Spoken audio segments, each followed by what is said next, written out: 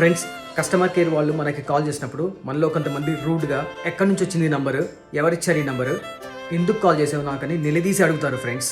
వాళ్ళతో అలా ఆర్గ్యుమెంట్ చేయకండి ఫ్రెండ్స్, అది అంత కరెక్ట్ కాదు. కొంచెం పేషెన్స్గా ఉండి నాట్ రిక్వైర్డ్, సారీ అని చెప్పండి. అది కూడా కాకపోతే ఫోన్ డిస్కనెక్ట్ చేసేయండి. వాళ్ళ అవసరాన్ని మనం అడ్వాంటేజ్గా తీసుకోవద్దు. సంపాదించుకోవడానికి ఒక్కొక్కరికి ఒక్కొక్క రూట్ ఉంటుంది ఫ్రెండ్స్. కొన్ని జాబ్స్లో ఈజీగా సంపాదించవచ్చు, మరికొన్ని జాబ్స్లో ఇలానే రిక్వెస్ట్ చేసుకుంటూ బతిలాడుకుంటూ సంపాదించుకోవాల్సి వస్తుంది ఫ్రెండ్స్. బట్ ఎస్ కరెక్టే, మనకి కస్టమర్ కేర్ కాల్స్ ఎన్నో వస్తుంటాయి.